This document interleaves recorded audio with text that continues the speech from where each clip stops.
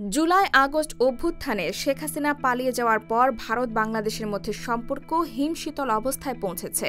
এখন নতুন করে সংখ্যালঘু ইস্যু তুলে দক্ষিণ এশিয়ার এই দেশ দুটির মধ্যে কূটনৈতিক সম্পর্কেও টানাপোড়েন দেখা দিয়েছে। খবর আল জাজিরার। আল জাজিরার প্রতিবেদনে বলা হয়েছে, পরিস্থিতি সবচেয়ে বেশি ঘোলাটে হয় চিন্ময় কৃষ্ণ দাসকে গ্রেফতারের পর। তাকে গ্রেফতারের প্রতিবাদে ভারতের একাধিক স্থানে বিক্ষোভ হয়েছে। এছাড়া গত ২ ডিসেম্বর ত্রিপুরার আগরতলায় অবস্থিত বাংলাদেশের সহকারী হাইকমিশনে হামলার ঘটনাও ঘটেছে। এ ঘটনায় শক্ত প্রতিক্রিয়া জানিয়েছে বাংলাদেশ।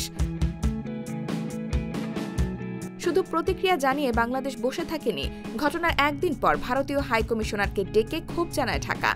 অপরদিকে ভারত দুঃখ প্রকাশের পাশাপাশি হামলায় জড়িত ৭ জনকে গ্রেফতার ও ৩ পুলিশ সদস্যকে বরখাস্ত করেছে। আল জাজিরার মতে, ভারত বাংলাদেশের সাম্প্রতিক উত্তেজনার কারণ হল চিন্ময় কৃষ্ণ দাসের গ্রেফতার, যা দুই দেশের সম্পর্কের অবনতির সর্বশেষ উদাহরণ।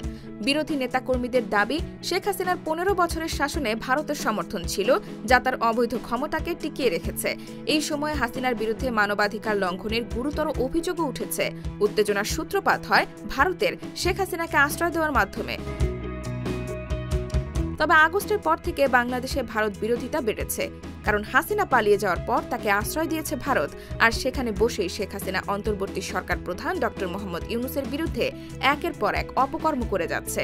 বুধবার ড ইউনূসকে গণহত্যার ইন্ধনদাতা হিসেবে অভিযুক্ত করে ভারত ও বাংলাদেশের মধ্যে কূটনৈতিক সম্পর্কে আগুন ঢেলেছেন হাসিনা। বিশ্লেষকদের মতে, ভারত বাংলাদেশের সম্পর্ক পুনরায় স্বাভাবিক হতে পারে যদি দুই দেশের জনগণের মানসিকতার পরিবর্তন আসে।